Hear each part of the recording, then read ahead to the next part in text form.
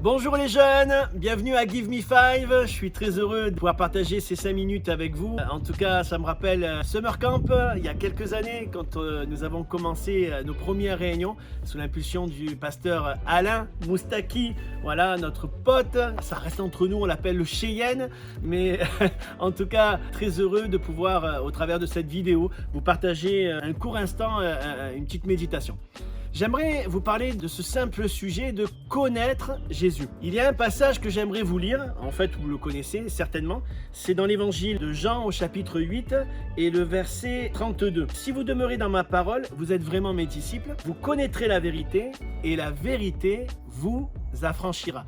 Quand on regarde le contexte de cette histoire et le moment où Jésus parle, qu'est-ce qu'il dit? C'est la fête des tabernacles, les lumières sont éteintes et elle remémore quelque chose d'important.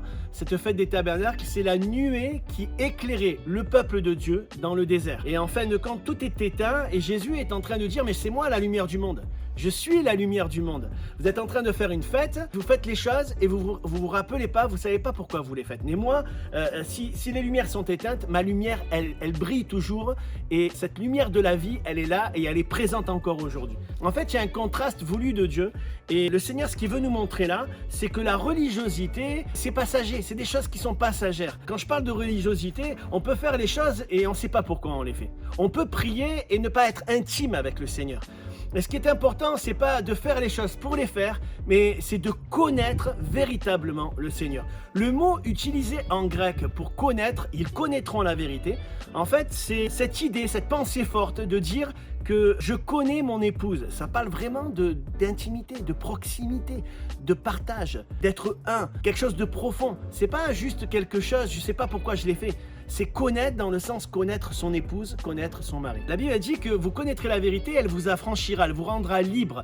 En fait, notre plus grand ennemi, bien sûr que l'ennemi de notre âme, c'est le diable, mais les jeunes, je parle aux jeunes, mais je parle pour tout le monde en fait, c'est valable aussi pour moi. Notre plus grand ennemi aussi, c'est notre ignorance. Et je crois qu'on a besoin des fois d'un reset. Vous savez ce que c'est un reset, hein? On met à zéro, une mise à jour, parce qu'on a appris certaines choses et on fait machinalement des fois des choses. On a certains réflexes qui ont perdu de leur fondement, de leur fondation, ont perdu de l'importance de pourquoi on fait les choses. Connaître Jésus, avoir un temps vraiment d'intimité avec lui. Des fois, on peut vivre des choses qui ne s'est pas énervé, qui ne s'est pas emporté, qui ne manque pas des fois de maîtrise de lui-même, qui n'a pas été rancunier, qui n'a pas été jaloux. C'est dans notre nature, ces choses.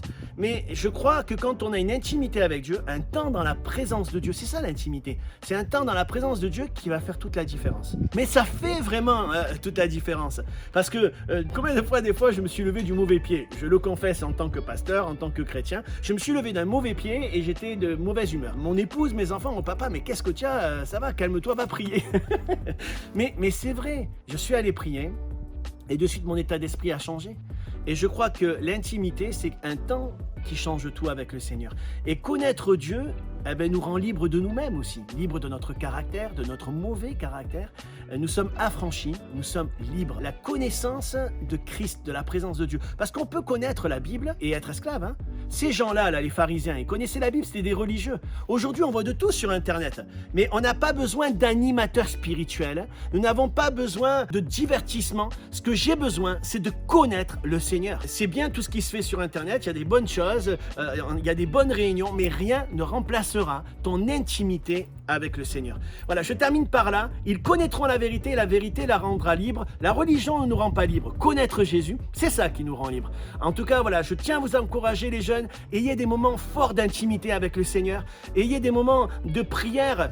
Quand vous ouvrez la Bible, par exemple, juste un exemple concret, quand vous ouvrez la Bible, dites au Seigneur, parle-moi Seigneur, qu'est-ce que tu veux me dire? Posez-vous cette question, comment, d'une manière pratique, je peux vivre ce que je suis en train de lire?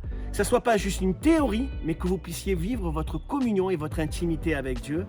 Soyez bénis. Give me five.